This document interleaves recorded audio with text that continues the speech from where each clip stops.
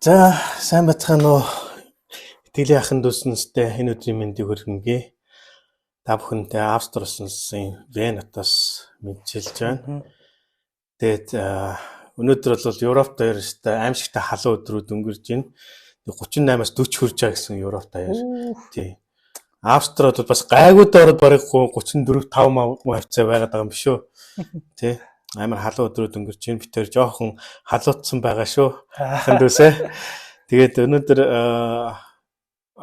Вен хотноор аялж яваа даваануудынтэйгээ сайхан Христ итгэл дотноор сайхан нөхөрсөн сайхан ярьцлага хий гэж бодсон юм аа. Тэгээд бодоод дүүгээ миний ярилцлаганд орооч гэж өрсөн. Тэгээд урилгын маань уриалгын хүлээж авч оролцохоор болсонд маш их баярлалаа. Тэгээд хэр энэ Вен хотноор зовоолох ямар байна? Гоё нөө Вен хот гоё хот байна. Бид хоёр дахь ирж байгаа. Ер нь гоё л хот байна. Тэгээ намаагаас урьж оруулж байгаа. Тэгээд орилж аваад баярлалаа. Тий. Тэгээд даваануудад тэгээд сайхан ярьцлага болох баха. Тэгээд дахиад эхэлчихгүй байлаа. За яасан. За эхэлсэн шүү. За сайн байцгаана уу итгэлийн ахын дүүснэстэй энэ өдрийн мэнд хүргэе. Тэгээд та бүхэндээ Австри улсаас даваана бит хоёр мэдчилж байна. Тэгээд даваанад нь дүү маань алс улсын Женев хотоос манай Австрийн Венийг зорж ирсэн байна. Тэгээд Венээр аялах ямар байна? За би өөрөөсөө ачиж болчихсон шүү.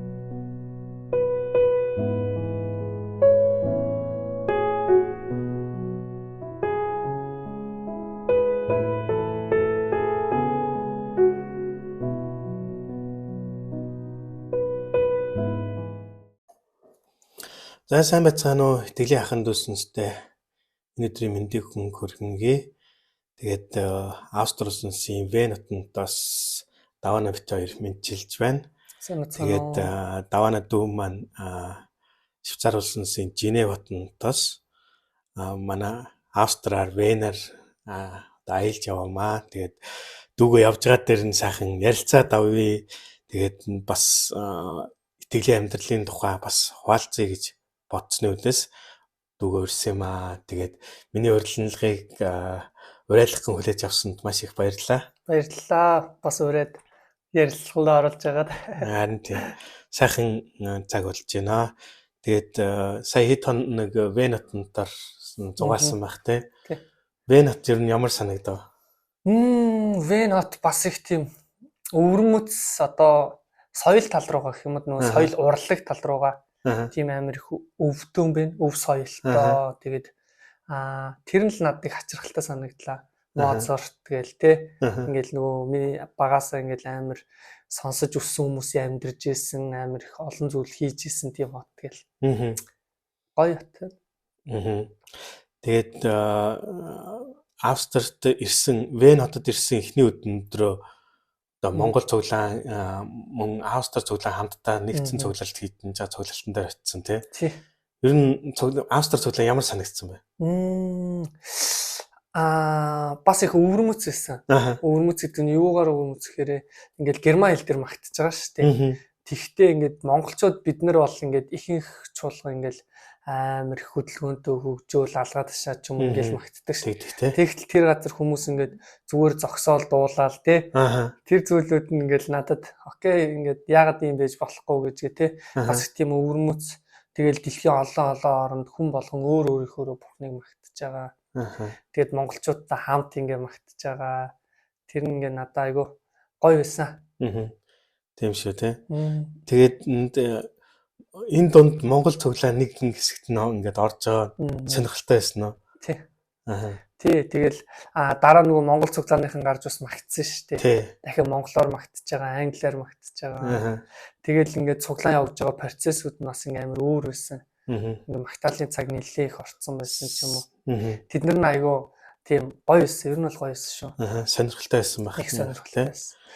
Ер нь Женевт бол Швейцар цуглаанд сууж ирсэн үү ер нь өмнө? Одоо Женев чинь нөгөө Швейцарын Франц хэлтэй тал штэ. Тийм тий. Тэгэнгүүт яг хоо интернэшнл цуглаануудад л суучсан. Ингээд Женевийн Hillsong гэдэг ч юм уу ICF. Тэгэл тэнд болохоор бүгдээрээ л өөр өөр. Гэтэ гол тийм интернэшнл цуглаанууд нэг тийм одоо нөгөө Hillsong гэх юм уу тийм амар очуу юм магтаал хөдлөөл бүжиглээ ч юм уу ингээл гоё тий. Тий хамт хөгжмүүд ихтэй нэг тиймэрхүү. Тэгэл ялгаатай та. Гоё л. Тэг би нөгөө асууж байгаа нь Австри цуглаан бас Швейцар цуглаан ялгаа байсан болов уу тийм мэдрэгдсэн болов уу гэж бодоод сонирхол асууж байгаа юм л да. Ялгаа гэвэл орчин л байсан юм уу да надад бол яг хөө байр барилга яг ямар газар хийж байгаа. Тэгвэл бидний сая ингээл юу ч Австрид суусан цуглаан маань бас өвөрмөц байлаа шүү дээ. Ингээд нэг тийм юм хуучны дуу барилга дунд тий томоо тэгэл тэгснээр ингээд бас доторхын нэг хөнгөл мод байгаа мó тэгснээр доторхот нь нэг тийм анхаарал тавиагүй ч юм уу тий. Гэхдээ тэр нь ингээ өөртөө яг ингээд энийг гоё өвөрмөцгөө ингээ хадгалаа байж байгаа ч юм болов уу гэж зөндөө бодлоод төрсөн л та. Тэгэл тэн дотор магтахад айгүй бас гоё шүү дээ. Тий. Орчин ялгаатай тэгэнгүүт бас ингээд эснийг магтаа хүндэлж байгаа зүйлүүд нь бол жоохон ялгаатай. Стар бол тийм амар их өөр зүйл байхгүй байсан да. Зөв. Тэгээд даваанууд дүүг болно болохоор нэгэнт ингээ ирж байгаа дээр нь сайхан ярилцах цаг гаргая гэж бодсон. Тэгээд тэр ярилцсан зөвлөлнөөс бас Христийн бие хахан дүүсэнс маань бас эзний хайрыг ивэлийг бас харах баха. Мэдээж бид нэр итгэлийн амьдралыг туулж аваа гिचлээсээ л хуваалцах юм чинь гэж бодсон. Тэгээд бид тэрэнд ярьснаас тийм ярианд гарах баха гэж бодож байна. Тэгээд даваана ер нь Европт хизээ ирсэн бэлээ. Одоо удаж байна уу? За би зөвөргөө танилцуулч те. Зүгээр намайг даваа сайхан гэдэг. Тэгээ ер нь бол ус хүмүүс даваана гэж дууддаг. Тэгээд Европт одоо ирээд нэг жил хагасл болох гэж байна. Тэгээд нөгөө Швейцарын Женев хотын ойролцоо байдаг нөгөө Wyoming University of Nations гэдэг үндэстнүүдийн их сургуулийн сэтгэл зүйн чиглэлээр сурж байгаа. Сэтгэл зүйн чиглэлээр сурж байгаа тийм. Хэрэг сэтгэл суурьтай сэтгэл зүйн зөвлөгөө өгөх сургууль сурж байгаа л гэсэн. Ямар сонирхолтой юм бэ? Тий. Сонирхолтой сэтгэлтэй холбоотой сэтгэл зүйн чиглэлээр Wyoming сургууль гэсэн тийм. Тий, Wyoming. Ер нь одоо бүр урагшны хоёллаа давааныхаа амьдралын тухай асууя. Ер нь даваана хизээ бурханд итгэнтгөө ер нь энэ итгэлийн амьдралыг яаж эхэлсэн бэ? Та тийсэр тухайгаа хуваалцаач. За энэ гэрчлэг одоо зөндөө хүмүүст ярьсан болохоор тэгээд ингээл дахиад ярихад гайгүй амархан байх байхаа. Тэгээд би чинь ер нь бол 8 настайдаа л итгэжсэн шүү. 8 9 настайдаа. Тэгээд тэр үед болохоор яад итгэсэн бэ гэхээр би 6 настайгаас эхэлж бодож эхэлсэн. Ер нь би хизээ нэгэн цагт угаас өөхөх бах. Өссөний дараа яг хаашаа очих бол яах бол гээл те.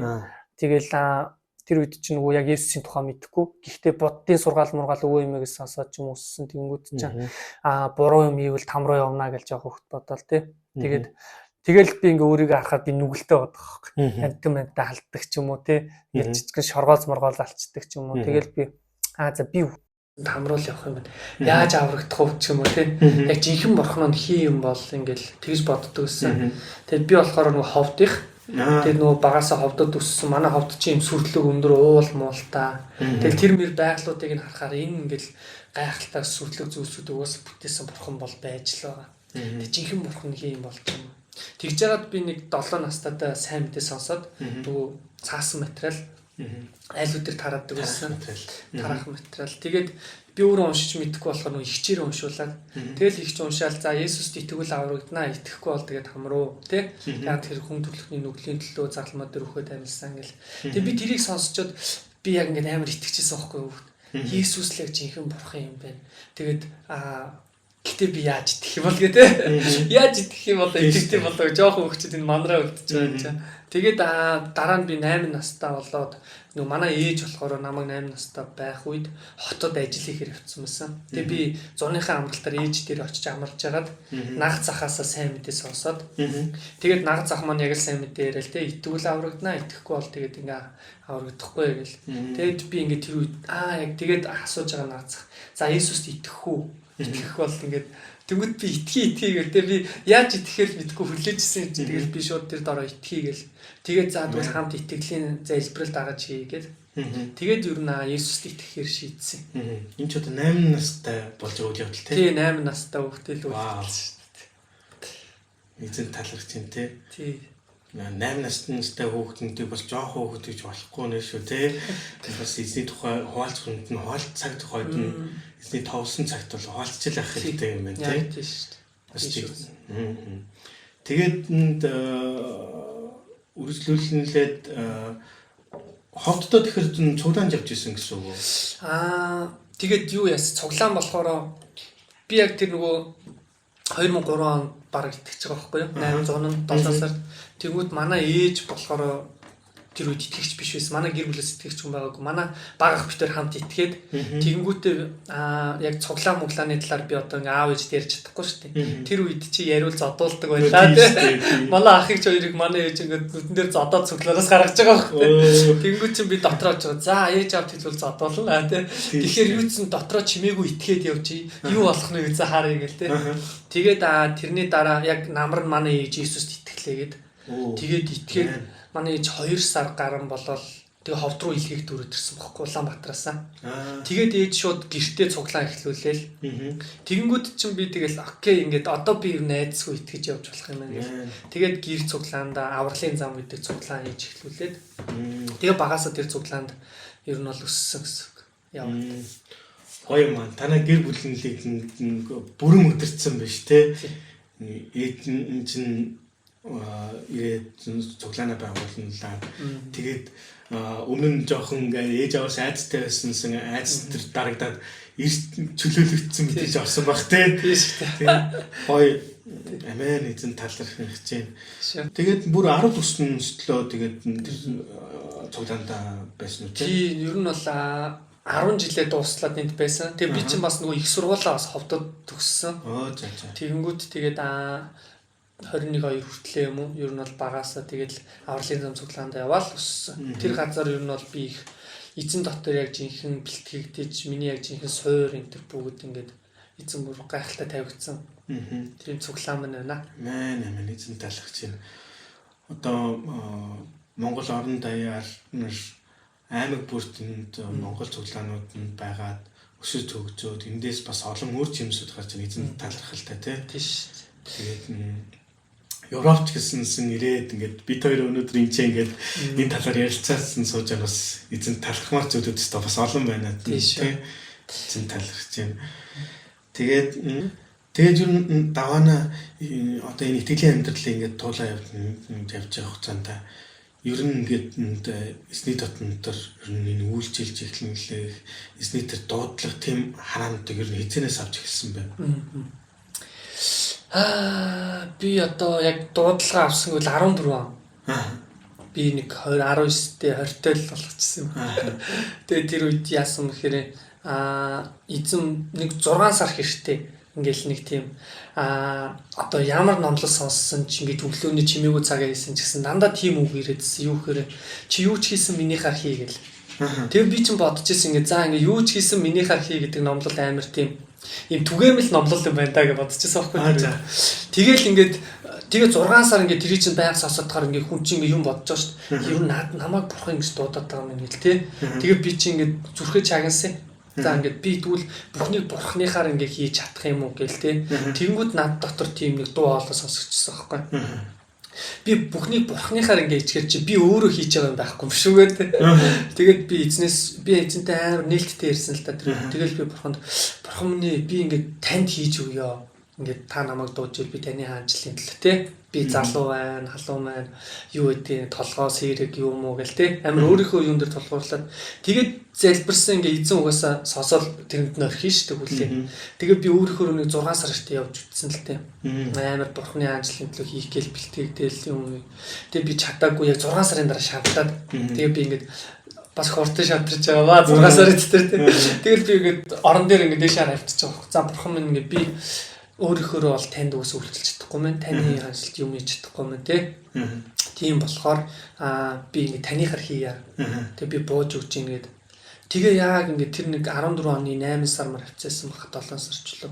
Тэгэл би яг бууж өгөөд шийдвэр гаргаад тэр цагаас эхлээд окей би цагаас юу ч хийсэн би яг бурхны үгэнд дагуу бурхан хүслээр хийн гээд. Тэгээ тэрний дараа эзэн ингээд надтай нэг өглөө амар онцгойгоор уулзсан, нэг онцгой оршихуун ингээд байсан. Тэгээ тэр цагт би ингээд дахиад нөгөө шийдвэр хэлж байгаа шүү дээ. Би юу ч хийсэн танихаар хийнэ. Би шийдсэн, би бол шийдсэн шийдвэр хэлж байна. Тэгээ тэр цагт эзэн надад нэг тийм амлалтыг өгсөн. Окей ингээд дул 32-ын 8-аар. Тэгээ тэрэн дээр юу хэлж байгаа хэрэг би чиний явах ёстой замд чамд зааварлан зааж өгнө үү? Би чамаа ширтэн чам зөвлөнө үү гэж хэлсэн. Тэгэл окей тэр цагаас эхлээд ер нь бол одоо би бол амьдралаа бурханд өргөссөн. Тэгээ би бол ингээд одоо буцах зам байхгүй гэдэг шүү дээ. Тэгж дуудлага авчихсан да. Амен. Эзэн талархаж байна те. Ямар хүн одоо тэгээд чи өмнө хуваалцажсэн одоо олон итгэлийн ахын дүүснээс л бас тэр Есүс Христийн амьдарч исэн газар болон Израиль нутагт очиж үзэх юмсан гэж боддог. Тэнд 2 жил үржилж исэн мөлөө. Үгүй 2 жил биш. Ер нь бол жил хүрхүүл үржилсэн. Тэр түүхээс хуваалтан зааж аюу сонирхолтой бас олон ах トゥ ус сонирхолтой байж магадгүй те. Тэнд бол зүгээр аял зугаалж бол яваагүй те. Тэнд яг эсний дуудлагын дагуу үйлчлэх хараа авдчихсан байгаа. Тэгж ойлгосон. Тэр зөв. Тэгээд тэр дуудлага яасан бэхээр би нөгөө ингээд 14 он ч бурханд шийдчихэж байгаа шүү дээ. Юу ч гэсэн танихаар хийгээл те. Тэгээд тэр яг ингээд тэгэж игснээс хойш би нэг тийм юу тэр авд нэг одоо нэг тийм иш үзүүлэг сонссон байхгүй юу? Ямар иш үзүүлэг гэхээр ингээд бурхан ингээд монголчуудыг те ислам шинтэй үндэстнүүдэд онцгойгоор хэрэглэхийг хүсэж байна гэлтэй. Тэр хүмүүс аврагдах хэрэгцээтэй. Яг тэр түүхийг харах юм бол Монгол исламын ингээд түүх оргилдод тулж явах үед те тэр үед ингээд нэг үндэстэн тэрийг ингээд бүгдийг зогсоосон.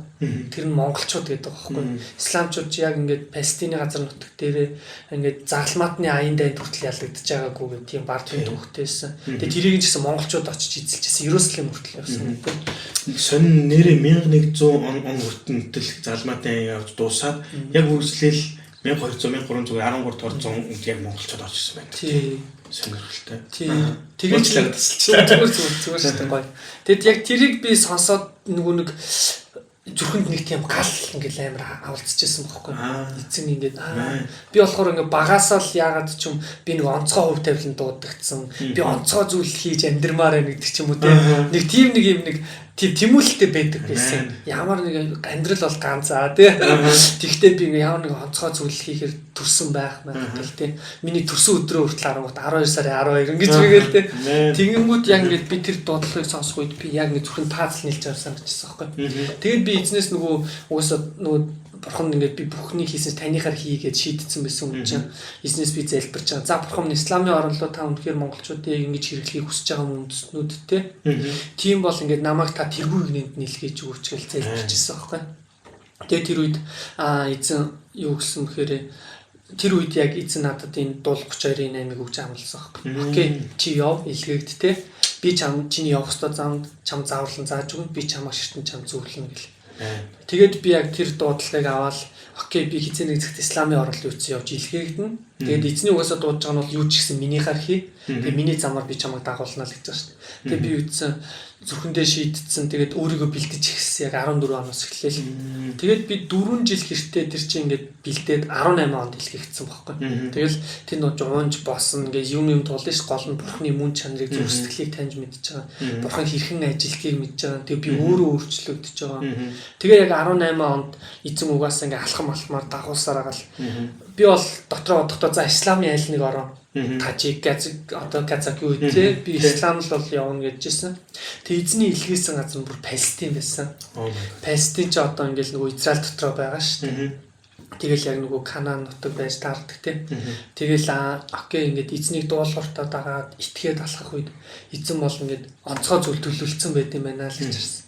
Тэгэл ер нь бол дуудлагынхаа дагуу Палестинд 18 онд үйлчлээд тэгээд би 1 жил гэртээ үлдсэн. Яг коронавигийн өмнө 19 онд үйлчлэл дуусаад Тэгээд яг миний үйлчлэл дуусчих үед эзэн надад дараагийн алхмыг чиглүүлж өгсөн. Тэр нь болохоор одоо чиний дараагийн алхам бол чи Монгол руу буцна. Тэгээд чи Монголд очиод чуулган тарьж үйлчлэнэ. Чи чуулган тарих хэрэгтэй гэл. Тийм ингээл яг дараагийн алхам тэг эзэн надад хэлсэн ш нь би чамд явах хэрэгтэй замаар чинь зааварчлана гэдэг шиг. Дараагийн тэр алхмыг чиглүүлж өгвөл. Тэгэл ер нь бол Палестины үйлчлэл маань тэгж дуусчихсан даа гэдэг. Энэ Библийн эслүүд нь чиний амьдралын лиг чиглүүлснээс нь энэ эсний үгүүднүүдийг хөвчлэн Библи уншиж явах хугацаанд чимээгүй цаг ч юм уу тэр үедээ хүлээж авч гин үү эсвэл залбирал эзэнтэй илүү их ярилцах үедээ энийг хүлээж авч гин үү ер нь энэ дуудлага Бурхны дуу хоолойг яаж сонсд юм бэ? Яг ингээ сая таны хэлсэн чи бүгдэлтэй тэгээ бүгд л холбоотой. Гэхдээ би болохоор яг миний хувьд яг амьдрал дээр авсан гэрчлэл яг яаж хөдөлж байгаа вэ гэхээр мэдээ залбирлаар эхэлж байгаа бүх зүйл. Тэгээ би бодож байгаа үс залбирал гэдэг бол харилцаа, Бурхантай харилцах харилцаа. Дээрээс нь залбирал гэдэг бол бидний шийдвэр. Тэгээ Бурхан ингээд одоо би эргээд хахаар Бурхан эзээ миний амьдралд ажиллаж исэн мэхээр би шийдвэрээ гаргах үед л Бурхан ажиллаж эхэлж исэн баг. Тэрнээс өмнө Бурхан тогшдог хаалга тий. Хаалга онгойлгох үгүй юу? Намайг оруулах үгүй юу? Эсвэл энэ шийдвэрээ натанд гаргах үгүй юу? Надад ийм санаа байна. Чи хамт хийх юм уу? Гэдэг ч юм уу тий. Эзэн бол үргэлж тогшилт хийж байгаа. Тэгээд би ингээ шийдвэрээ Бурханы өмнө яаж гаргаж байгаа гэхээр залбирлаараа тий. Зүрхэндээ шийдчихэж байгаа. Тэгэл залбирж байгаа эзэн минь. Окей. Би яг ингээ шийдчих над өгөө өгөөч.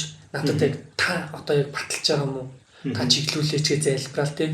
Тэгээ тэр үгийг чи ингээд зөвхөн эзнээс нэг илчлэлт авахын тулд уншихгүй одоо их тэмдэг авахын тулд уншихгүй шүү дээ. Ингээд онцгой илчлэлт авахын тулд уншиж байгаа зарим нөхцөлд үнэхээр эзний чиглүүлэг тэмдэг мэтэр эзний үг хэрэгтэй учраас ч юм уу би тэгэж асууж байгаа тий. Та хүсэж байгаа бол үгээрээ дамжуулж надтай яриад баталж өгөөч гэд асуудаг ч юм уу. Тэр процесс донд ингээд эзний үг ингээд зарим өглөөний чимээгүй цагаар ингээд номлол томч юм ингээд онцгойгоор ирдэг. Тэгэхээр ингээд угаасаа зүрхийг ингээд дүүргчдэг л дээ. Тэгэж бол юу навдаг. Тэгэхээр эхний шат нь бол миний залбирлаар л гэж. Дараа нь мэдээж эзний үгийг залбирч уншаад тэр дундаас хайгаад тий. Тэгээд надад бас ингээд яг эзэн тэр яг зүйлээ харуулж ихээр маш их тийм амар тайван мэддэг. Тэгээд ерөнхийдөө энэ өдөртөмж ингээд яг тэмдэгэ харуулад ингээд яг эзний үгийн дагуу ингээд явж байгаах ингээд мэддэх юм маш их амар тайван дотор явдаг уу? Тийм шүү дээ. Тэг яг нөгөө Есүс хэлдэг шүү дээ шамнартаа би дэлхийн өгдөөс та нарт өөрийг өгнө үү те би та нарт амар тайвнаа үлдээнэ гэдэг шиг яг эзний үг ингээд эзэн угаасаа ажиллаж байгаа зүйл нь амар тайвнаар л баталгааждаг.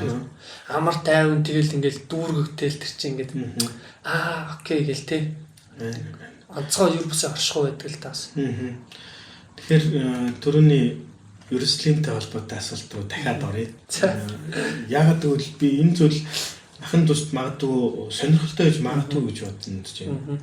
Тэр гадна зэр Израиль Палестин гэдэг. Израиль Палестин гэл үеийн үед л асуудлууд нь байсан, байдлаа одоо ч явагдаж л байгаа.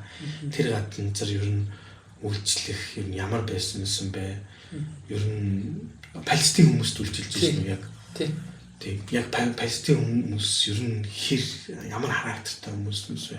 Тэнд үйлчлэхэд ер нь мэдээж эзний зам амаргүй л дээ. Тийм би одоо ингээд хинч ярьсан, би ч ярьсанс ингээд эзний сайн зөвлөлийг илүү их бид нэр ярьдаг. Мэдээж хэцүү бид нар ч нарийн замаар алхаж явж байгаа учраас хэцүү зүйлүүд бол зөндөл байсан байх. Ер нь Ерүсалим болон Израиль нь тэгээд хаана үйлчилж ийсэн, аль хотод үйлчилж ийсэн тэр магадгүй итгэлийн ахын дус сонирхолтой байж магадгүй бас ахын дус ивэл болж магадгүй тий. Та энэ хэсгээс хаалцаач. Юу яасан? Миний амьдарч байсан хот болохоор нөгөө Палестины Наблус хот. Тэгээд тэнд болохоор нөгөө голдуу залуучууд их амьдардаг. Ягаад тэгэхээр нөгөө Ан-Нажах гэдэг университет гэдэг нөгөө их сургууль байдаг. Тэгээд тэндээс ингээд Палестины газраас хүмүүс ирж сурдаг. Тэгээд голдуу тэнд байсан. Тэгээд Наблус нь нөгөө Библийн түүхэн дээр харах юм бол нөгөө Есүс самар эмэгтэйтэй уулздаг. Яаковыг ходог байдаг ч юм уу тий. Тэр хот. Тэгээд нөгөө нэг Израилийг ингээл Ибал Жиризийн ингээ хоёр уулан дээр нөгөө Яшува зогсоож байгаа бол хараадаг шүү. Нэгэн дээр нь хараал, нэгэн дээр нь Юрүүлийг тунхагладаг тий.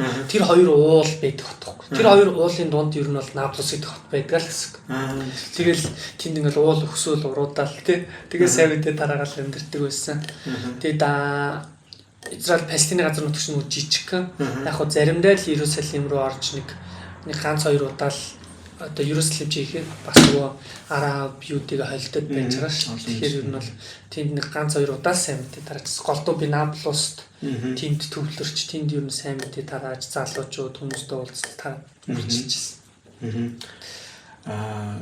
Тэр Палестин хүний онцлог ер нь ямар зан чанар байна? Ер нь сайн мэдэндээ урайлахнаар хүлээж авах уу? Тийш дээ. Палестинчууд онцлог гэвэл тийм нэг айгуу тийм надад тийм дүлгүүн хүмүүс шиг санагдсан. Дүлгүүн гэдэг нь үхээр зан характерын үед ийм дүлгүүн биш. Одоо юу гэх юм? Тайван хүмүүс ч гэх юм уу? Нэг тодорхойлоход одоо жоох юм ингээ баярлж хөөрнө. Тийм нэг юм залуучч уус сагсуу шүү дээ. Нэг тиймэрхүү зам бол байгаа. Нэг арабуудын нэг тийм дураараа ч юм уу дөрөвдөг тийм зам байгаа. Тэгвэл ингээд нэг тийм тайван юм тийм хүлээцтэй ханддаг амар тийм амархан ууралж тесрээ ингээд идэггүй ч юм уу. Тэгэхээр сайн мэдээ тарахт ер нь амархан чааш юм. Ер нь бол хялбар байсан. Одоо юу гэх юм? Тэр хүмүүсийн нээлттэй байдал гэх юм уу. Ингээд сайн мэдээ тарахаар ингээд нээлттэй сонсон. Ингээд хүлээцтэй байна. Тэгтээ итгэхгүй. Тэгээд тэд нар чигээд бид нар Есүс чинь мэднэ. Гэтэ наач манай корон дээр хүртэл байгаа гэдэг чинь. Тэр нь жоохон хэцүү. Бусдаар шууд ярихаар эсэргүүцэл ална гэдэг зүйл байхгүй. Тэгэхээр тиймэрхүү Палестин хүмүүс тийм нэг зочломтгой, нээлттэй ер нь их гоё хүмүүс. Ер нь чамайг үйлчилж явах хугацаанд яг Есүсийг хүлээж авсан хүн байсан уу? Байсан. Нэг ер нь цөөхөн шүү дээ. Тэнгүүд тэгээд хүлээж авсан бол тэр нууц байх хэрэгтэй юу? Тэр одоо нууц тий. Тэндээ бол нууц. Тэгээд маа нэг найз бидний ер нь үйлчлэл дундаас л 1 2 3 бол итгэжсэн. Тэгээд тэнд чинь л өстой ойлгож байгаа юм чинь. Нэг хүн аврагдахад тэнгэрт ингээд одоо тэнгэр элч нар асаргаар баярлана гэл тий. Тэрийг өстой тэнд л ойлгож байгаа юм да. Тэгэл зарим нь яг ингээд магтаал донд ингээд би амар онцгой оршуу мэдэрлээ гэд итгэжсэн хүмүүс нь заримдаа нь олон дахин уулзаж очоод зарим нь бүр намайг очоод нөгөө Монгол руу буцсны дараа итгэж хүлээж авсан гэх гэрчлэлүүдийг сонсож байгаа юм.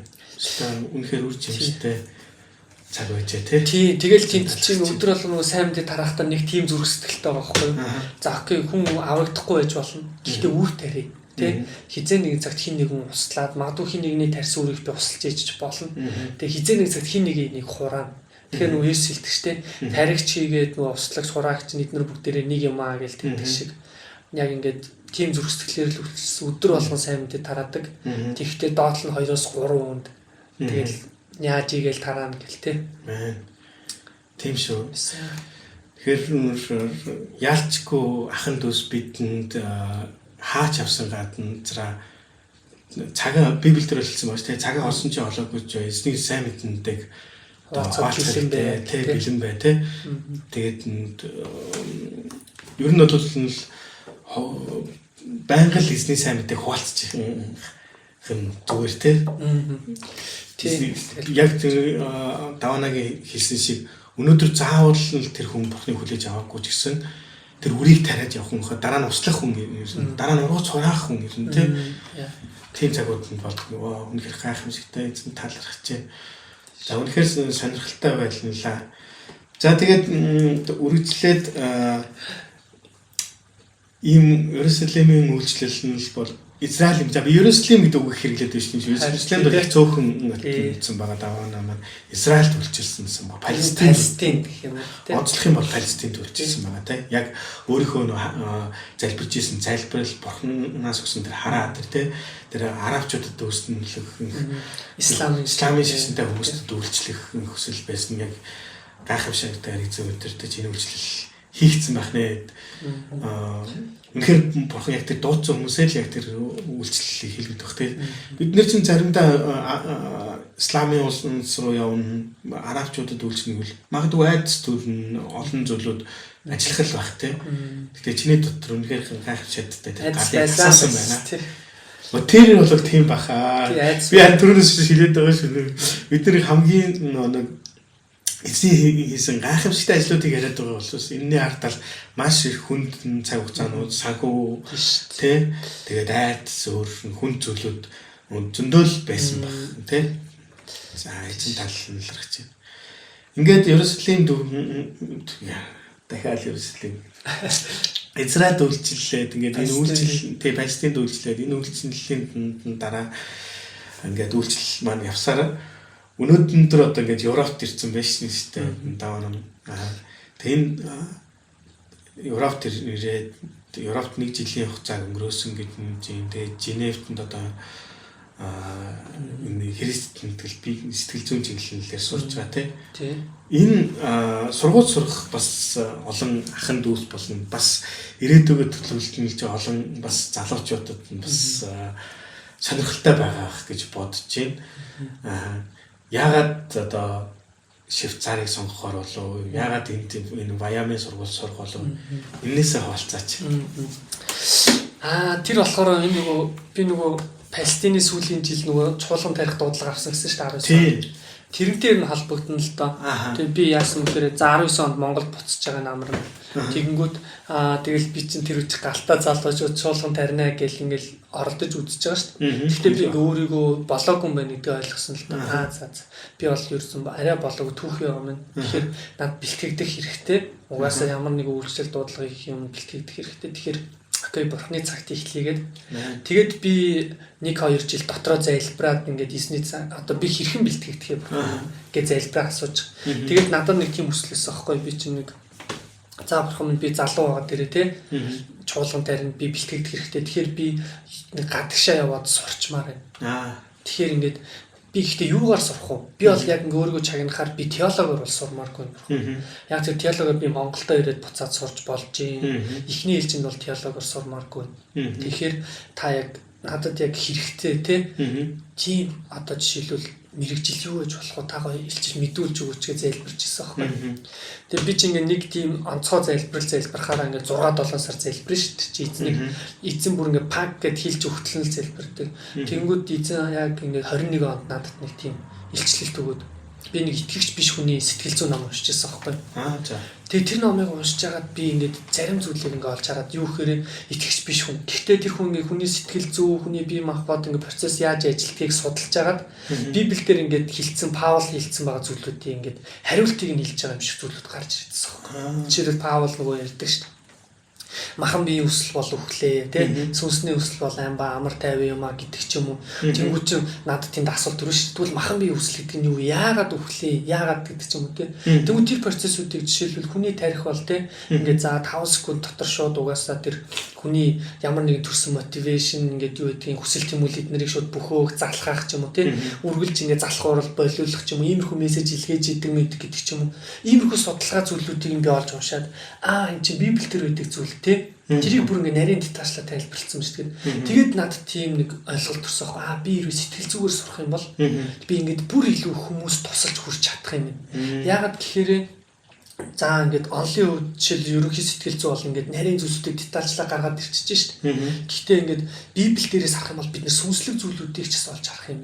Тэгэхээр энэ хоёр зүйлийг хослуулаад детальчлаа сурвал ингээд би одоо чуулган тарьж үйлчлэнэ гэдэг нь хүмүүст л үйлчлэх гэдэг байгаа шүү дээ. Бурхны хүмүүсийг л Есүс нөө Петрт хэлдэг шигтэй миний хондийг тийжээ гэдэг шиг Бурхны хүмүүсийг л тийжээж ингээд амьдралыг нь байж байгуулахын л гэсэн үсэл байгаа тийм. Тэнгүүд би энэ талаар сурчих юм бол би илүү сайн хүмүүст хүрч чадах юм байна гэдэг. Тэгээд ингээд бурхан тийм ойлголт өгч. Хүмүүст одоо пасторл нь хончлон ч юм уу те хүмүүстийг халамжлаад үйлчлэнэ гэдэг чинь хүмүүсийн сэтгэл зүйтэй ажилланаа л гэсэн үг гэл тийм ойлголт авсан баг. Тэгээд би 21 оноос залбирч ирсэн. За бурхан минь окей би тэгвэл сэтгэл зүгэл сурыг. Тэгвэл би ингээд нэг 3 зүйлийг ингээд залбирч те. Нэгдүгээр сэтгэл зүгээ бол олчлоо гадаад дээр сурыг гэжсэн. Мэргэжлээ олчлоо. Хоёрдугаар нь би одоо хэрэг сэтгэл суурьтайгаар сурмаар байна. Тэгээд би ер нь Европын орн ч юм уу англи хэл дээр сурмаар гэж залбирч ирсэн. Тэгэл би 1 жил мэлхэртэй залбираад тэгээ тэр ингээд зүрхэн дугаасаа хүүхдээ шийдвэр гарцсан юм чинь би хүмүүстэй хуваалцаж эхэлсэн л дээ. Тэгэл хүмүүс ч асууж шít. За ингээл чи Палестинд үйлчилж байгаа гэсэн дараагийн төлөвлөгөө юу байна мэн ч юм уу тий. Зарим хүмүүс намайг ингээд насан туршдаа илгээлт хийсэн болж амьдрал гэж бодоод байгаа шүү. Гэтэл чи эзэн намайг дуудсан дуудлага болохоор би чамайг явах хэвээр зам чин зааварчлаа. Чи юу гэсэн минийхаар хийгээрээ. Тэгээд хоёулаа хамт хийяа л гэдэг зүйл. Тэгэхээр ирээдүйд би илгээлт хийсэн дахиад болоо явах уугүй юу мэдэхгүй. Явна гэж бол хэлэхгүй. Явахгүй ч гэж хэлэхгүй. Эзэн бол чиглүүлэл дагуулвал явна тийм болохоор эзэн дараагийн өгснөө чуулган тарилт учраас би ингээд нөгөө хүмүүст хуваалцал явж байгаа. Би сэтгэл зүгээр ингээд сурын гэдэг ийм шийдвэр гаргацсан байгаа. Эзнээс ийм илчлэлт авсан ингээл нэм чиглүүлэг байгаа гэдэг. Тэгээ залбирж ирсэн чинь манай одоо хамт сурж байгаа Эрка гэдэг ах байдаг байхгүй. Тэгээ Эрка ах маань болохоор ер нь тэр үед бас надтай ингээд одоо холбогдоод ер нь бит хоёр ингээд Есүсийн ажлалд би 18 онд явдаг ус байхгүй хамрагддаг ус гэсэн ховдоос ирчээд тэр үед болохоор намайг ингээд халамжилдаг ус байхгүй маа эсийн бүлэг ахлагч гэдэг ус. Тэгээд ахтаа дахиж бит хоёр уулзаж эхлээд 21 оноос тэгэд ингээд явж явах үед Эрк ах надад уулзчихсан байхгүй манай игч дүү хоёр яг чиний яриад байгаа юм сэтгэл зүйн сургуулиар Швейцарт сурж байгаа шүү. Тэгээд Wyoming ийм University of Nations гэх сургууль байд юм байна. Тэгээд тэрний энэ сургуульд сурж байгаа гэдэг. Тэгээд тэнгуү чи окей надад ихний үе талга нэгж байгаа юм шиг тий. Ингээд за тогших стаалга бас асууж үзэх зүйл гарч ирж ин барьц гэдэг тий. Тэгээд би залбирч эхэлсэн. Дахиад тэрний чи 21 он 22 оноос эхлээл залбирч байгаа. Нөгөө Эрк ахаас сонсоод тэгээд би 22 оноос эхлээд залбирж эхэлсний дараа би 23 онд бүрэн шийдвэр гаргаж байгаа. Окей эзэн минь ингээд тодорхой хэд хэдэн ингээд алхам ингээд эзнээс тавиал тий. Тэгээ 23 оны 8 сард бүр бат шийдэл. Тэгэл 23 оны 9 сараас эхлээл би ер нь бол яг тэр Швейцар руу ирж сурах алхам процессудаа хийж эхэлсэн гэсэн үг. Ажлаасаа гараад тэгэхээр сурах процесс руу гараад тэгээ эзэн ингээд гайхалтайгаар алхамаар ингээд эзэн бол яг цагаасаа эзэж хоцордгүй л дээ. Яг ингээд яг цагтаа л байдаг. Өмнө ч биш хойж штэ. Тэгэл яг эзэн дагуулсаар хагаад Швейцарт ингээд виз гаргасан, энэ сургуульд ирсэн, тэгэл санхүү энэ зүйлүүдийг чсэн яг гайхалтайгаар хангаал. Тэгээ ер нь бол одоо ирээд сурж байгаа даа. Тэгээд цаашдын зорилго бол юуцсан энэ сургуулиудаа дуусахаар би ус Монгол руу буцсан. Тэгээд очиод чуулган тарилт хийн. Хажуугаар нь мэдээж сэтгэл зүйн зөвлөгөө хүмүүст өгнө. Гэхдээ миний мейн яг одоо яг гол хараа одоо яг ажиллах зүйл бол би чуулган тарилт. Тэрэн дээрээ үндэслээд цаашаа Монголын христийн биедээ үйлчилж болох юу вэ те? Надад өгөгдсөн бурхны харуулж байгаа зүйлүүдээр өгөгдсөн талант юм уу те? Өгөгдлөөрөө би ингээл нөлөөлж үйлчлэнэ л гэж хүсэж байгаа. Мэн тийм. Зэн талархаж юм те. Тийм ээ да. Одоо боёма айгуу сонирхолтой санагдаж байна. Ер нь энэ түрүүн хуваалцж байхнаа энэ ерөнхий сэтгэл судлал гэдэг өөр христийн сэтгэл судлал гэж нэрлэж байна. Юу гэж нэрлэх вэ? Нөгөө сэтгэл судлал юм. Ер нь сэтгэл судлалын тухай нэг ойлголт өгөөч. Би тийм сайн ойлголт байхгүй болохоор сэтгэл судлалын салбар энэ салбар ер нь яаж ажилтдаг, ямар утгатай тий. Сэтгэл зүйх хэрж одоо тий бид нар бол яг хуу би бол тий бид нар угаасаа нөгөө христ сэтгэл суурьтай сэтгэл зүйн гэж хэлж байгаа. Тэгээд манай Wyoming нөгөө одоо энэ сэтгэл зүйн сургууль байгаа шүү дээ. Wyoming ингээд дотор зөндөө салбарлуу салдаг. Тэнгүүд тэрний сэтгэл зүйн сургууль гэж явчихж байгаа одоо нэг хэсэг нь тий. Одоо тэнгүүд тэрийг үндэслэлсэн ингээд Bruce Thompson гэх хүн байдаг байхгүй. Тэгээд тэр хүн яаж үндэслэлсэн бэ гэхээр ах болохоор өөрөө ингээд Африкт одоо мишнер байсан байхгүй илгэлт хийсэн. Тэг хүмүүс зөвлөгөө өгдөг байсан. Тэнгүүт нь нэг удаа одоо нэг хүнд зөвлөгөө өгч явах үед нь бурхан болохоор тийм нөгөө яг тэр Wyoming сэтгэл зүйн одоо энэ одоо сургууль байгаа шүү дээ. Энэ үндэслэх тэр нөгөө plumb line гэх хичээл өгдөг байхгүй. Тэгэхээр нөгөө тэр хичээлийн дагуу яг ингээд тийм илчлэлтийг анх өгсөн байгаа. Тэгээд тэр нь одоо юуны тухай хэр нөгөө бурхны тэгшлүүр гэж гардаг шүү дээ. Одоо хагга ном дээр гэдэг хаа. Тэгээд тэр номон дээрээс дамжуулаад жишээлбэл яг тэр илчлэлтийн дагуу ер нь бол сэтгэл зүйн сургалт эхэлж байгаа. За би яг ингээд одоо яг зүгээр л яг ерөнхийгөөр нь жишээлбэл яг тайлбарлаа ярихад за хүнд яг үндсэн тийм сэтгэл зүйн үндсэн хэрэгцээнүүд байна. Тэр нь болохоор ер нь бол 3 төрлийн хэрэгцээ гэж ярьж байгаа. Хангагдах хэрэгцээ. Нэг нь болохоор хүн библийн дагуул гэж үзэж байгаа шүү дээ. Тэгээ тайлбарлахаар хүн амьдрах хэрэгцээтэй юм байна. За хүн бас ингээд алдарших буюу хүлийн зөвшөөрөгдөх хэрэгцээтэй мэн хин нэгэн болох те ямар зүйл хийж бүтээх ч юм. Дахиад 3 дахь нь болохоор хүн хайрлагдах хэрэгцээтэй. Гэвч хайрлагдах нь харилцаан дотор ч юм уу. Ингээд нэр ингээд нарийн задраал явчих юм. Тэнгүүд энэ хэрэгцээнүүд хүн ингээ хангагдахгүй байж болно. Заримдаа энэ хэрэгцээг хүн уус авах хэрэгцээтэй шүү дээ. Хүн ингээ ус уух хэрэгцээтэй байдаг шиг хүний сэтгэл зүйн зүйлүүдээр хангагдчихэж жинхэнэ амьдарч байгаа утга учир үнцнийг олж тодорхойлох байгаа байхгүй. За тэнгүүд нөгөө одоо энэ зүйлүүдийг л нарийн судалж байгаа л гэсэн үг. Тэнгүүд ч одоо сэтгэл зүй гэхэр чинь за тэгвэл хүн сэтгэл зүйтэй юм байна. Сэтгэл зүй нь яахаараа гэмтээд байгаа. Яахаараа сэтгэл ханамжтай байгаад байгаа гэдэг ч юм. Тэгээ сэтгэл ханамжтай байхаар чинь окей амьдрал болж ийна болчиход байгаа шүү. Тэгвэл сэтгэл ханамжгүй байгаа ч юм уу ямар нэгэн зүйл дутаад эсвэл ингээд хэцүү байгаад тахаар чинь сэтгэл зүйн асуудалтай болоод ч юм уу те ингээд сэтгэл өвдөж ингээд тэгэхээр чи амьдрал нэг тааламжгүй болоод хүмүүст хэцүү байна шүү дээ. Тэгэхээр ер нь бол хэрэг сэтгэл суурьтай сэтгэл зүй гэдэг ийм утгатай л гэсэн үг. Тэнгүүд бид нар одоо юу судалж байгаа гэхээр одоо нөгөө хүний сэтгэл зүй яахаараа гинтэж байгаа. Тэгвэл яаж эмчлэх юм? Тэгээ юу хэрэгцээтэй ямар процессүүд явах юм? Тэнгүүд бид нөгөө библиэр те Бурхны үгийн дагуу зүйлсүүдийг судалж юм. Дахиад зарим орж байгаа багш нар маань угаасаа яг нөгөө ерөнхий сэтгэл зүй байгаа шүү дээ. Ерөнхий сэтгэл зүгээр гаргасан онол практик эдгээр ч угаасаа л яг л дэлхий дээр болж байгаа процесс учраас тэд нар ч гэсэн авах ингээд суралцах зүйлүүд зөндөө байгаа. Тэгвэл ирж байгаа багш нараас шалтгаалаад яг тэр багш нар ингээд юу зааж байгаагаа ингээд өөр өөрсдөө амьдралын туршлага тэр онол мэдлэг эднээс бол балаал зааж байгаа гэсэн. Тийм тэгэхээр сэтгэл зүйн тийм байна. Тэгэхээр бид нар одоо хүмүүсийн тэгэхээр сэтгэл зүйгээд ярьсных нэг хүмүүс яахаараа сэтгэл зүйн гэмтээд байгаа гэдгийг бас одоо библи суурьтайгаар ч юм уу хүмүүс ярьчих тий. Тэгэхээр ер нь бол хоёр зүйл дээр л гэж үзэж байгаа. Нэг нь болохоор хүн авах ёстой зүйлээ авахгүй байх үед сэтгэл зүй гэмтэж байна гэж. Тэр нөгөө нэг түрүүн ярьж тий. За юу гэдэг хүлийн зөвшөөрөгдөх ч юм уу хайрлагдах те амьдрах үнцэг хэрэгцээ ч юм уу те энэ зүйлүүд хаагдах байх үед хүн өөрийгөө үн цэнгүүгээр мэдрэх ч юм уу тэгээд өөрийгөө үн цэнгүү мэдрэх гэх чинь гонигтай мэдрэмж төрн ингээд айдас байдаг ч юм уу юу болт ингээд шаттайгаал ингээд яваад сэтгэл зүй гэмтдэг байгаа байхгүй. Тэнгүүд нөгөөх нь болохоор за эхнийх нь авах ёстой зүйлээ авахгүй болохоор гэмтэж байгаа болж байгаа шүү те. Тэнгүүд дахиад нөгөөх хэсэг нь болохоор хүн авах ёсгүй зүйлээ авахаар гэмтдэг байгаа. Авах ёсгүй зүйл гэдэг нь юу гэхээр авах ёсгүй зүйл гэдэг нь жишээлбэл ингээс сайн зүйлийг нэлээгүй те гимтэй чинь гэдгээр чинь авах зохисгүй муу зүйлсүүдийг авч ийн гэсэн үг шүү дээ. Тэгвэл ингээд юу гэдэг одоо жишээ авахд 10 жилийн хүүхдүүд бид нэг баг багт өсөж явахт ч юм уу те дээд ангийнхаа ахнараар дээрхлүүлдэг зодуулдаг ч юм уу хин нэгэн дээрэмдүүлэх. Энэ минь чинь бидний жишээлбэл одоо жишээлбэл хүчирхийлэлт хүртлөө гэж бодъё л та. Тэнгүүд эднэр чинь бидний авах ёсгүй зүйл байдаг байхгүй те. Гэтэл нийгэм өөрөө угаасаа зарим үед бид нар хүсээгүй байхад өвчтдөг тийм хүсээгүй байхад наа гэж өвчтдөг гэдэг юм. Тэгчмүүд энэ зүйлээс сэтгэл зүй гэмтчихэд байгаа байхгүй. Тэгэхээр энэ зүйлүүдийг л одоо яг ингээд хэрхэн библийнхаар бурхныхаар ч юм уу тийм бурхны үгийн дагуу имжлэх вэ. Тэгээд тэр чинь ингээд өвдсөн гэмтсэн юм чинь бас эдгэрж болж байгаа тийм. Тэгэхээр хэрхэн эдгэх вэ гэдэг ч юм уу ийм зүйлүүдийг сураа явж байгаа л гэсэн үг. Вау. Энэ зэн гоё.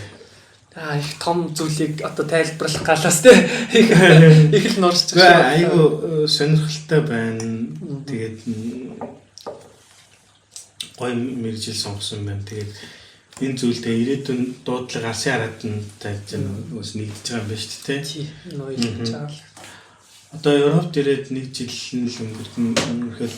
Ер нь генетикэл байсан уу эсвэл өөр үйлчлэлүүд хийсэн үү? Өнгөрсөн 1 жил ер нь хэрхэн өнгөрөв?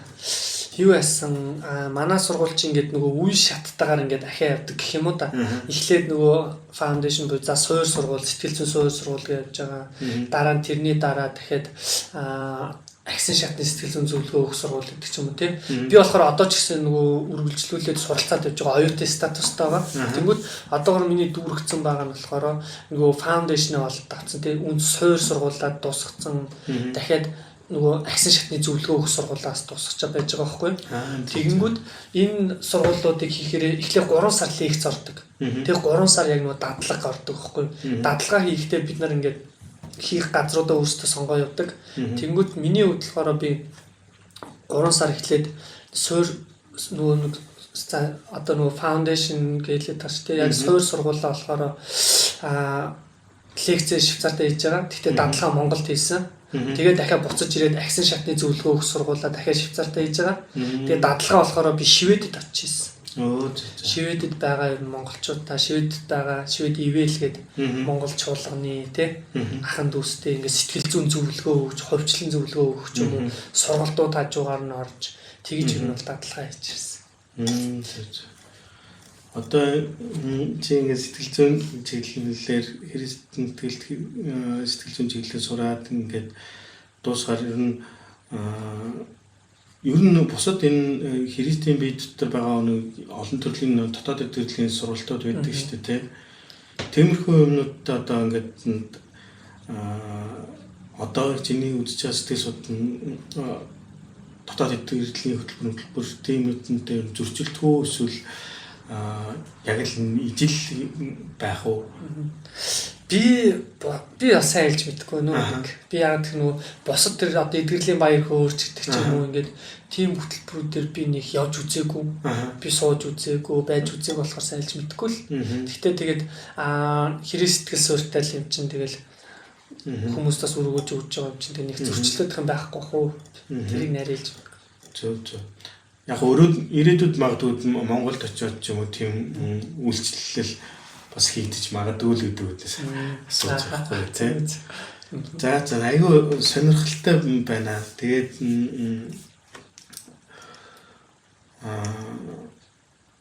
одоо ер нь цаашаа алсын хараа юу байна? Тийм мэдээж түрүүн хуваалцсан тийм Монгол очиод бол чуулган тархин эзний дуудлага байгаа. Энэ хугацаанд бол суралцаа явна гэж байна. Одоо дараагийн чинь ингээд хойжин зүгээс төлөвлөж байгаа энэ бэлтэж байгаа бас бурхны харуулж байгаа зүйл нь юу байна? Одоо болохоор би миний сургууль нь дуусах болоогүй байгаа. Тэгээ ер нь бол сургуулаа дуусаад Монгол руу очиж шүү дээ. Тэгээд бол Монголд очиод эхлээл хийх зүйл бол чуулган тарих үйлчлэл. Тэнгүүд тэрний хажуугаар би нэг хүмүүс сэтгэл зүйн зөвлөгөөгөө өгөөд явна. Энэ зүйлээ бас ингээ орхихгүйгээсаа өгнө. Тэгээд хажуугаар нь би бас зүгээр яг одоо ингээд бурхан бол алхамар чиглүүлдэг л дээ. Тэгээ миний одоо дараа одоо ингээд нэг агсан шатны сэтгэл зүйн зөвлөгөө өгөх сургуулиуд дуусчихад байгаа шүү дээ. Тэгээ дараагийн сургуулиа би болохоор одоо энэ намар Амстердам руу очиж хий гэж бодож байгаа байхгүй. Тэгэхээр дахиад 6 сар тэнд суралцсанаа л гэсэн. Тэгэхээр адилхан нөгөө University of Nations-ийн сургууль гэсэн Wyoming сургууль. Тэгэхээр ингээд өөр хот очиж хийж болдог байхгүй. Тэнгүүд би Амстердамд очиод сурах гэж бодож байгаа. Тэгэхээр 3 сар лекц суун. Тэгээ тэрний дараа магадгүй би Монгол буцаж магадгүй юу гэдэг талаар ярина. Тэгээ уусаа бурхан чиглүүлэх баха. Тэгээд Монголд очиод чуулган тарина. Тэгээ чуулган маань зөв би хүсэж байгаа. Тэр зүйл ингээд би ингээ олон жил бэлтжиж шүү дээ тийм зүйлд. Тийм болохоор бурхан магадгүй ямар нэг онцгой зүйл хийхийг хүсэж байгаа баха л гэж. Тийм хүлээлттэй байгаа. Тэгэхээр тийм хүлээлттэйгээр би бас өөрийгөө бэлтгэл гэсэн үг. Амен. За хоёлоос зөндөө олон сайханд зүйлийн тухай ярилцлаа. Тэгээд миний асуултанд бас уриалсан хариулаад бас олон зүйлийг тайлбарлаж өгсөнд маш их баярлалаа. Тэгээд өнөөдрийн ярилцлага энэ төрөл өндөрлөгийг гэж бодож байна. Даваанад өөрөөр хуваалцахыг хүсэж байгаа, хэлхийг хүссэн гэдэг би асууж чадаагүй. Тийм хуваалцмаар байгаа зүйл ер нь байна уу? Тийм хуваалцмаар байгаа зүйл үү? Нэг зүйл байгаа. Нэг зүйл нь юу гэхээр сэтгэл зүг одоо ингэ судлаад ирэхээр бидний мэдрэмж гэж зүйл байгаа шүү дээ. Энэ тал дээр ингээ хэрэгсдэгч бид нар заримдаа жоохон дутуу ойлголттой байгаад шиг надад санагдаж байна. Жохон өрөөсгөл ойлголттой гэх юм. Зарим нэг тим үгнүүд яваад идэх штеп. Хоосон мэдрэмж гэж нэрлэдэг ч юм уу те. Зөв мэдрэмж бол чухал биш, мэдрэмж бол итгэл биш гэдэг ч юм уу те. Тиймэрхүү ингээ яриануудыг сонсогддог. Тэгээд үнэн мэдрэмж бол угсаа итгэл биш шүү дээ. Мэдрэмж чинь мэдрэмж байхгүй юу те. Тэгэхээр мэдрэмж өөрөө хоосон гэж бол би бол хизээч хэлэхгүй. Мэдрэмж болгоо өөрөө утга учиртай. Цаана шалтгаан байгаа. Тэгэхээр гол нөгөө мэдрэмжийг бид нар ингээд мэдрэмж нь өөрөө зоригтой угаасаа бурхнаас биднэрт өгөгдсөн байгаа байхгүй. Тэр нь юу вэ гэхээр мэдрэмж болгон бурхан руу тэмүүлж яхаар бүтээгдсэн. Бурханы мөн чанарыг илэрхийлж яхаар, бурханы мөн чанарыг бид нар энэ газар дэлхий дээр тусгаж харуулж яхаар. Тэгэхээр мэдрэмж өөрөө нэг цаанаа тийм хүч агуулж идэг байхгүй. Гонглж чинь те эсвэл баяр хөөртэй байна. Эсвэл ууралж чинь бүх мэдрэмж чинь цаанаа тийм бидний нэг юм шийдвэр ямар нэгэн зүйлд уриалж идэг. Тэгээ цаанаа нэг тийм мессеж агуулж идэг. Утга үг. Тэгэхээр энэ өөр ингээ амар том сэдв болчихно. Тэгэхээр би юу хэлэх гээд байгаа гэхээр нэг зүйлийг хэлмээр байгаа. Бид нэг гонглж болно.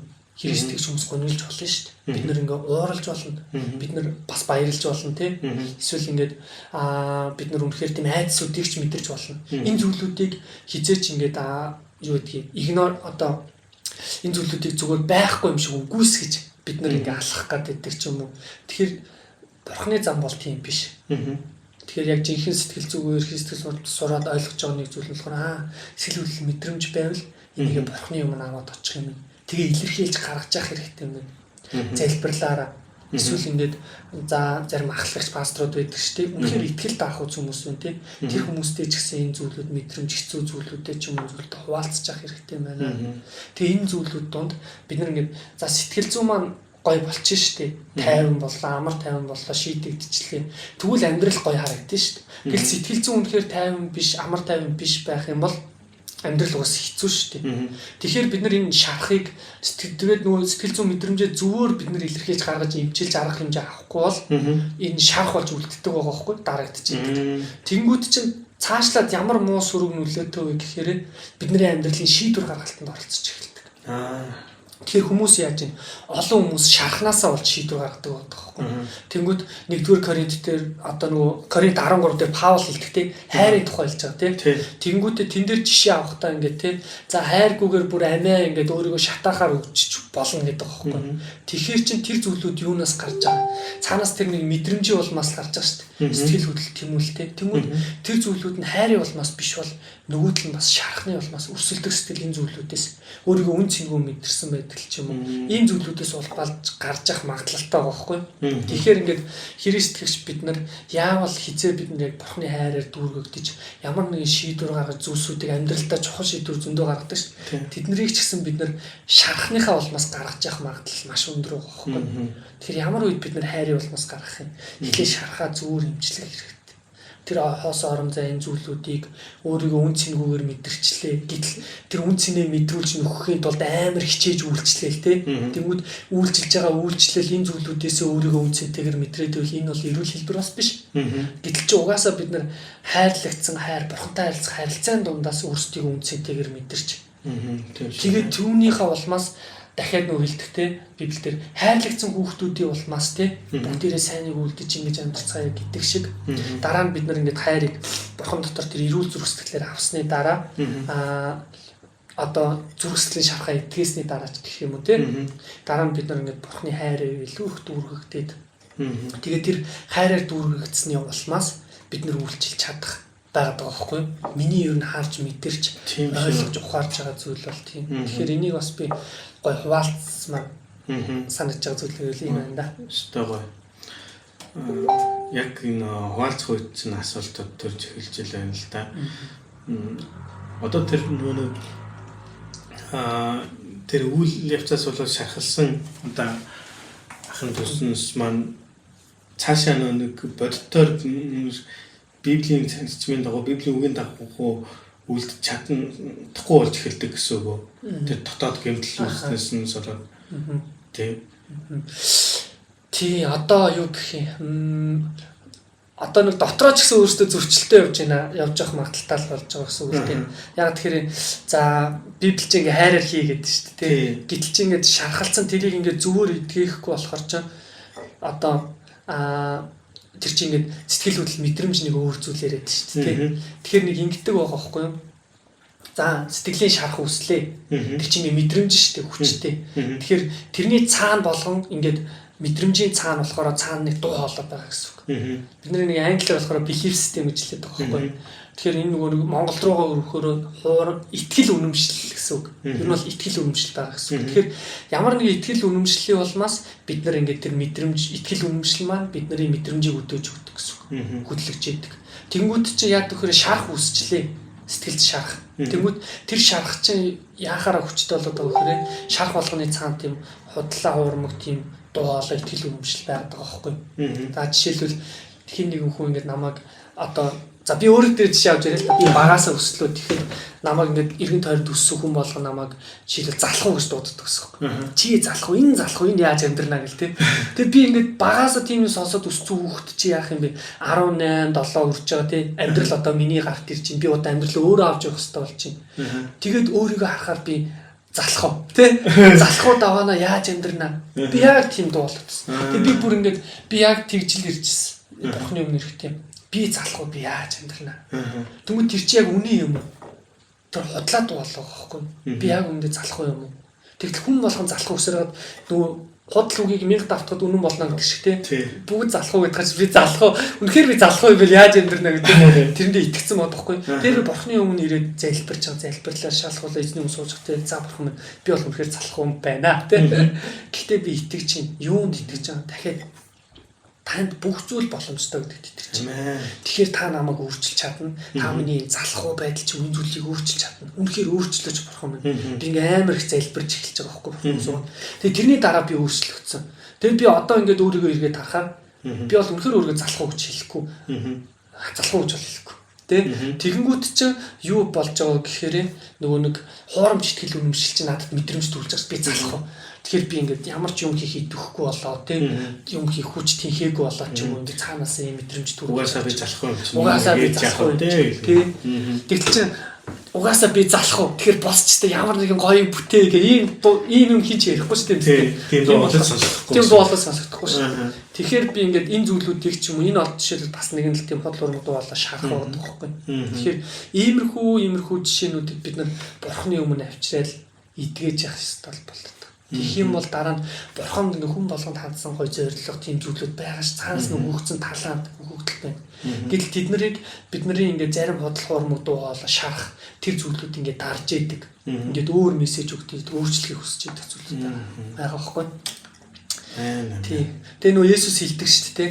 Та нар үннийг ойлгоод үнэн та нарыг чөлөөлнө гэж хэлдэг шүү дээ. Тэр шиг яг бид нар төрж байгаа сэтгэл хөдлөл мэдрэмж асуудал зовлон ч юм энэ зүйлүүдийг бурхны өмнө авчираад суугаад библиэр үннээр ариун сүнстэй хамт ингээд бид нар өөрчилж ивэл тэр газар чөлөөлөлт явж байгаа. Би бол чөлөөлөгдсөн байна шүү дээ. Энэ залхуу гэдэг дуу хоолойноос дахиад бурхны өмнө суу залбирч эзэнтэй хамт алхаад тэгээд энэ зүйл байхгүй болж өрж байгаа хэрэг тийм. Тэгэд үнэн нь юу болж байгаа? Би бурхан дотор хайрлагдсан юм байна. Үнцэнтэй юм байна. Би хийж чадах юм байна бурхантай хамт.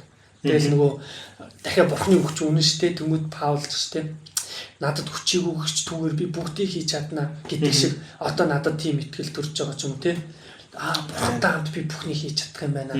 Тэгэхээр чи нөгөө нэг би залхуу би яаж амьдрна гэдэг дуу хоолой мессеж мэдрэмжүүд чинь дахиад өөрчлөгдөх те би бурхантай хамт бүхнийг хийж чадах юм байна ч юм уу. Тэгээд ингээд жинхэнэ бурхны хүссэн зорилгын дагуу өөрчлөгдөж эхэлж байгаа ч юм уу. Тийм гоё юм аа. Айгуу сонирхолтой юм байна. Тэгээд энэ чингээ сая хуваалцчих үед айгуу их ингээд яг эсний би хэлсэн бурхны үгнээс библийн ишлэлүүдээс ингээд жишээ авч. Энэ зүйл одоо энэ Ваймын сургууль дээр чинь заагдаад библийн ишлэлээс нь эхлээд заагаад тэр араас нь сэтгэл хөдлөлийн заагаа явд юм уу?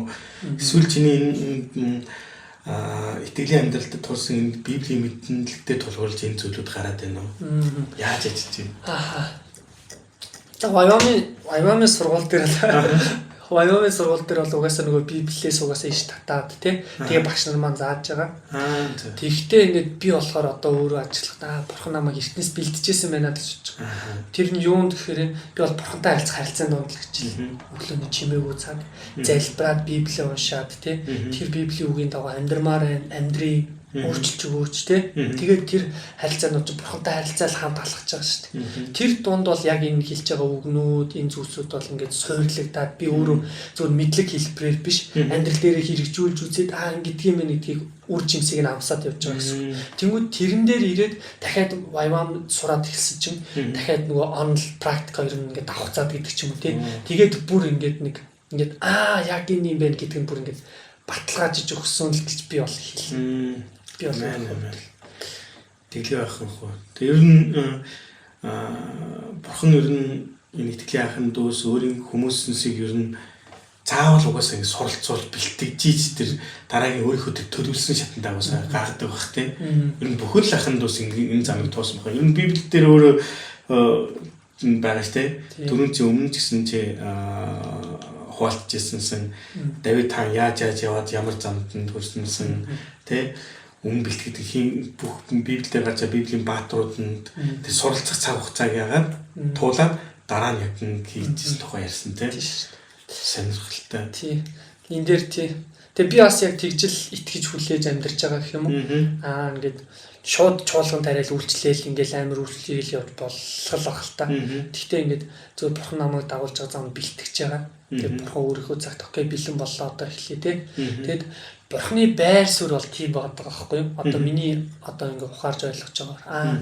Бурхан бол хамт хийхийг л хүсэж байгаа юм. Бурхан хамтдаа хийя. Эсвэл би зөвхөн ганцаараа биш. Эсвэл бурхан зөвхөн өөрөө биш. Бурхан хамт хий. Ингэж хүсдэг юм. Тэгэхээр бурхан ингэж хийхийн тулд окей хамт ингээд энэ замаар явж бэлтгэе.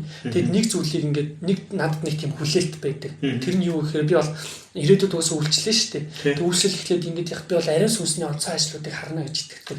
Тэр нь юу гэхээр юу гэдэг Библиэлд бичигдсэн байдаг шүү дээ. Хэлэгдсэн. Паул, Петр ч гэдэг юм уу. Тэр чинь бидний энэ цаг үедээ л хариалагдчих явна шүү дээ. Эцсийн цаг үед тэгмүүд тэрэн дээр явж байгаа хүмүүс ариун сүнсний онцгой хүч ийм зүйл дотор алхаж исэн байхгүй. Гэхдээ тэд нар алхахынхаа өмнө бүгдээрээ процессор явсан. Бүгд бэлтгэгдсэн. Паул цүлд очиж бэлтгэгдээл тий. Петр эзэнтэй хамт байхдаа бэлтгэгдээ ч юм уу. Тэр шиг би ч ийм зүйлийг амьдралдаа амсах байхаа. Амснаа гэж би итгэдэг. Тийм учраас би ингээд тэрэнд яг ингээд та хэлж байгаа шиг ингээд бэлтгэгддэг байхаа гэдэг шиг байна. Би ийм зүйлд бэлтгэгдэж байгаа. Тэхийн тулд яах вэ? Тэр чинь бурхны юмыг л дамжуулах гэдэг шүү дээ. Ариун сүнсний тэр хүч ажиллаж яг үндэ надаар хийгдэхгүй шүү дээ. Бурхны л зүйл шүү дээ. Гэтэл тэрэнд сав болох гэдэг тийм. Тэгэхээр бурхны юмыг дамжуулах гэж байгаа бол тэр бурханд нь зохистой сав байх хэрэгтэй. Тийм нөгөө. Тийм болохоор бурхан олон жил бас давтаж бэлдэж тий. Тэгж их ажилтг юм байна л гэж би бол ер нь ойлгосон. Ойлгож байгаа тийм хүлээлттэй. За, статистик талхсан хоёлаа тий. Тэгээд магадгүй чамд яг ахын төст яг одоо ингээд хуваалцмаар байгаа яг нэг тийм библийн ишлэл байна уу? Яг ингээд одоо Христийн биеийн тий. Хэрвээ тийм ишлэл байвал тэгээд магадгүй чиний нэг дуулал номноос авсан чинь яг бурхны үг тэр байж болно шүү дээ. Зүгээр яг гоё уриалаад хуваалцмаар гэвэл зүгээр ишлэл гэвэл нөгөө Коринт 14:1 дээр хэлдэг шүү дээ. Нөгөө яг хайрын тухай ярьж дуусчаа дараа нь Паул хэлж байгаа дараагийн бүлэг эхлэх юм. Тиймээс нөгөө хайрыг мөшгцгөө юу гэдэг шүү дээ. Тэгээд нөгөө итгэл найдвар хайр гур үлддэг ч хамгийн агуу нь хайр мөн гэдэг ч тийм. Хайрг бол бүх зүйл хоосон гэж тийм. Тэгэхээр ингээд бүгдээрээ өөрсдийгөө шалгацгаая тийм. Би яг хайрын улмаас үйлчилж, хайрын улмаас хийж гин үү? Эсвэл би үн цэнэ үйлчлэлээр нөхөхийн тулд хийж гин үү ч юм тийм. Тэгэхээр би зүгээр яг үргэлж би одоо би ингээд зөндөө үйлчлэл явж байгаа л та. Гэхдээ би ингээд дандаа л өөрийгөө шалгахыг хичээдэг үг маань бол энэ. Окей би хайрын улмаас хийж гин үү? Эсвэл өрсөлдөх сэтгэлээр хийж гин үү? Үн цэнэ нөхөх гэж хийж гин үү? Тийм учраас би зүгээр яг окей тэгээд би хайрын улмаас үйлчлэмээр, хайрын улмаас хиймээр ингэж залбирч гуйдаг. Тийм болохоор тэгэл хайрыг мөшгцгөөё л гэж хэлмээр тий. Амен. Өө тийм шүү нэр өөрийгөө ер нь шалгаж явах их чухал шүү тий эзнээс асуугаа. Амен эзэн талархаж байна. За даваад үгээд удаан чилээж ятаасан бол уучлаарай. Тэгээд миний урилгыг хүлээж аваад бас сайхан ярилцах цаг гаргасанд маш их баярлалаа. Амен баярлалаа. Тэгээд удаан чилж мэлээгүй. Тэгээд гоё ярилцлага боллоо гэж бодож байна. Тэгээд хин нэгэн хүнд ивэл болохоор бол те тэр хүнд нэвэл болтугай гэж хүсэж байна. Баярлалаа. Би бас ураад тэгээд тийм чөлөөтэй нэг ярьслахын цаг хийх хичээсэн юм аа. Тэгээд тэр нэг анх удаага хийж болохоор бас янз янзын алдаа оноо байсан бах уу. Тийм болно болохоор ахын дүүс хайр дотор хүлээж аваарай. Тэгээд эзэн талах чинь те бүх алдар нь эзэнд нь байг. За энэ төрөйд дуусах. За баярлалаа.